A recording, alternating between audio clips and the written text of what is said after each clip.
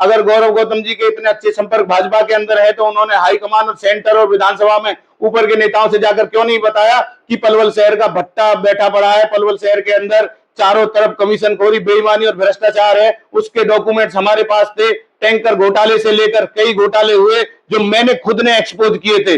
देखिए, भाजपा का प्रत्याशी एक तो मैच्योर पॉलिटिशियन मुझे नहीं लगता। उसने जब से नामांकन किया एक भी जगह अपनी आइडियोलॉजी, अपनी सोच, इस शहर के लिए, इस विधानसभा के लिए हम क्या करेंगे, ऐसा उन्होंने कुछ नहीं दर्शाया।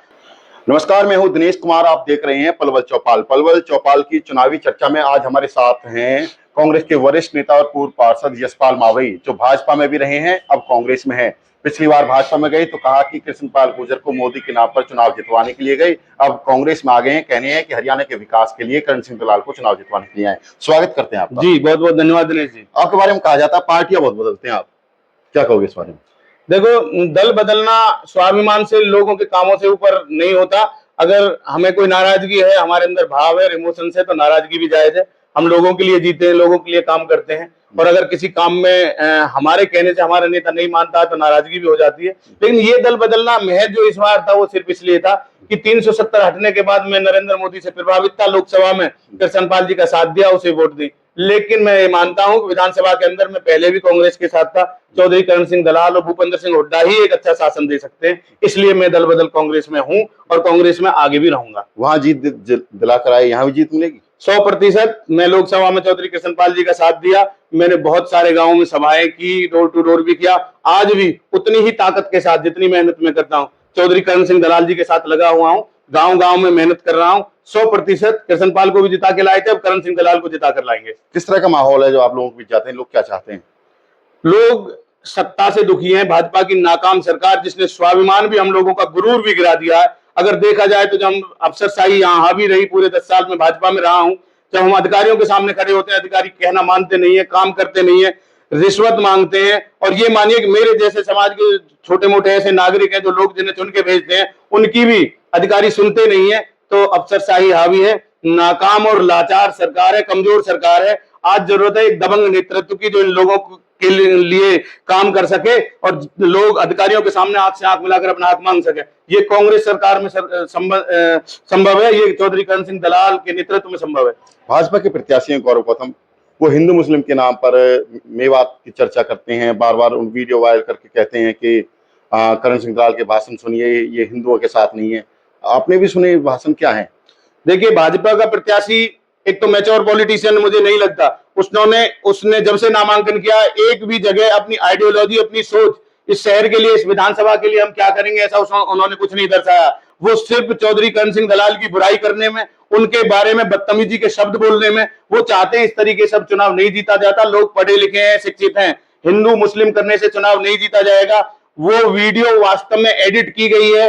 वो हिंदुओं के लिए चौधरी करण सिंह दलाल ने नहीं कहा, उन्होंने भाजपा वालों के लिए कहा था। और वो दबंग नेता है भाजपा वालों के लिए, तो वो हमेशा ऐसे कहते रहे। वो कोई कमजोर नेता नहीं है, लेकिन उसे सबको, उस भाजपा कोई सब हिंदू थोड़ी है, पूरा हिंदू कोई भाजपा के साथ थोड़ी है, बल्कि 70% हिंदू तो भाजपा के खिलाफ है। तो उन्होंने सिर्फ भाजपा के लोगों के लिए बोला था, ना कि हिंदुओं के लिए। उसे एडिट किया गया है और उसे गलत तरीके से प्रसारित किया गया। आप नगर परिषद में जब प्रतिनिधि रहे तो आपने भ्रष्टाचार के खिलाफ आवाज उठाई, उस टाइम गौरव गौतम जी आपके साथ थे, तो बिगड़ी कहां आपकी? बिगड़ना कुछ नहीं। गौरव गौतम जी पीठ पीछे करके हमको आगे से, आप पीछे निकल जाते थे, हमको फ्रंट पे कर देते थे। सही मायने में गौरव गौतम जी ने तो भाजपा के भ्रष्टाचार के खिलाफ मांग क्यों नहीं उठाई? अगर गौरव गौतम जी के इतने अच्छे संपर्क भाजपा के अंदर है तो उन्होंने हाईकमान और सेंटर और विधानसभा में ऊपर के नेताओं से जाकर क्यों नहीं बताया कि पलवल शहर का भट्टा बैठा पड़ा है, पलवल शहर के अंदर चारों तरफ कमीशनखोरी, बेईमानी और भ्रष्टाचार है। उसके डॉक्यूमेंट्स हमारे पास थे। टैंकर घोटाले से लेकर कई घोटाले हुए जो मैंने खुद ने एक्सपोज किए थे। उस दौर में ये बैकडोर में पीछे खड़े हो जाते थे सिर्फ कि विधानसभा में दीपक मंगला को कमजोर करने का इस्तेमाल करें। जनता के लिए कोई लड़ाई नहीं लड़ रहे थे और हम भावुक होकर जनता के लिए लड़ाई लड़ रहे थे। आज ये जो विकास कार्य भाजपा के 2-4 कहीं है, हालांकि नहीं है, और कहीं है भी तो उसका क्रेडिट लेना चाहते हैं, ये फिर फूली फूली खाना चाहते हैं। ये भाजपा सरकार की नाकामी को कौन झेलेगा? दीपक मंगला जी के राज में जिस तरीके से चारों तरफ भय और चारों तरफ भ्रष्टाचार, और जिस तरीके से पूरे शहर के अंदर ब्लॉकेज, पानी, सीवर और ये कोई बंदोबस्त नहीं था, वो उसकी जिम्मेदारी किसकी? उसकी जिम्मेदारी गौरव गौतम को लेनी होगी। गौरव गौतम ये कहते हैं कि भय को खत्म करेंगे, जबकि 10 साल में व्यापारियों पर गोलियां चलाई गई, फिरौती मांगी गई, और कहते हैं करण दलाल का भय। सरकार तो भाजपा की रही। मैं वही कहना चाहता हूं, 10 साल से सरकार भाजपा की है। इसका मतलब ये है कि आप ये कहना चाहते हैं कि जो भय है वो दीपक मंगला के राज में भय रहा है। आप सीधे सीधे दीपक मंगला के शासन पर उंगली उठा रहे हो। आप कह रहे हो जो शासन पलवल की जो जनता है वो डरी हुई है, और वो डरी हुई क्यों है? क्योंकि विधायक दीपक मंगला रहा। तो आप सीधे सीधे दीपक मंगला के शासन को नाकाम घोषित कर रहे हो। आप भी गुर्जर समाज से आते हो, हालांकि 36 बिरादरी जो प्रतिनिधि चुनती है, आपके समाज से अब की बार कोई नुमाइंदा इस विधानसभा चुनाव में नहीं लड़ रहा है। पूर्व विधायक सुभाष चौधरी स्वर्गीय हो चुके हैं, तो अब ये कहाँ जाएंगे? गुर्जर समाज किस ओर जाएगा? वो अपना हित कहाँ देखता है?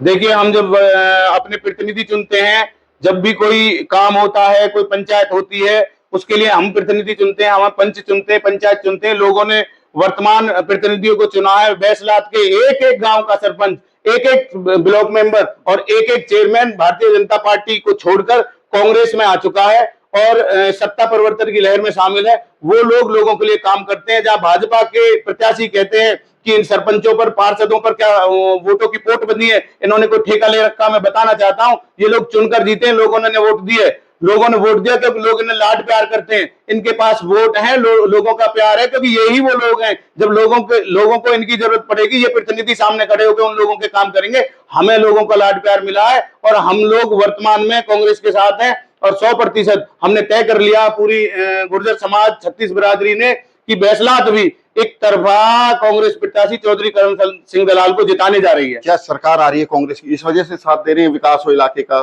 काम हो, लोग बिल्कुल यही समझदारी हमको दिखानी होगी। पहले भी हमसे कई बार गलतियां हुई है। जब सरकार आती है तो हम जो विधायक चुनते हैं, हम उसे कोई और पार्टी से चुन देते हैं। हमें सरकार के साथ चलना चाहिए।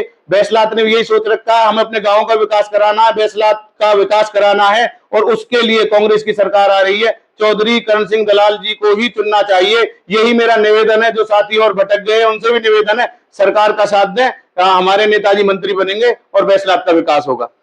लास्ट सवाल, आप दोनों नेताओं के साथ रहे हो, कल आप गौरव के साथ थे, आज करण सिंह दलाल के साथ हैं, दोनों को करीबी से जान चुके होंगे, क्या इनकी पहचान है, क्या व्यक्तित्व है दोनों का? देखिए, व्यक्तिगत टिप्पणी तो ठीक नहीं होती, लेकिन मुझे गौरव गौतम जी करण सिंह दलाल के आगे बहुत अनमेच्योर प्रत्याशी लगते हैं। करण सिंह दलाल एक मजे हुए प्रत्याशी है, जिन्होंने विधानसभा में अपना डंका मुख्यमंत्री लेवल के लोगों में भी जाकर अब अपने आप को दिखाया है, स्थापित किया है, और वो हमेशा ही एक ऐसे लीडर के रूप में उभरे हैं जिन्होंने पलवल का नाम रोशन किया।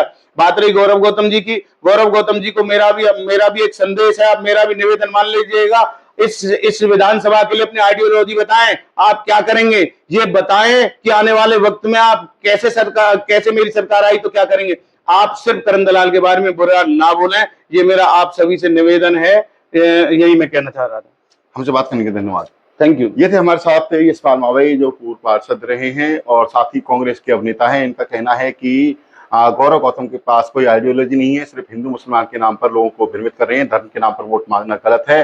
करण सिंह दलाल यहाँ के दबंग नेता हैं, उनकी विचारधारा जिससे लोग प्रभावित हैं, और जो वो अपनी आवाज उठाते हैं तो कहीं ना कहीं पूर्व मुख्यमंत्रियों से भी उन्होंने टकराने का काम किया है, पलवल का नाम किया है। और अब जो है कांग्रेस सरकार आ रही है, वो मंत्री बनते हैं तो पलवल का विकास भी पुरजोर तरीके से होगा, इसलिए कहीं ना कहीं वो उनका साथ दे रहे हैं। पलवल से दिनेश कुमार, पलवल चौपाल।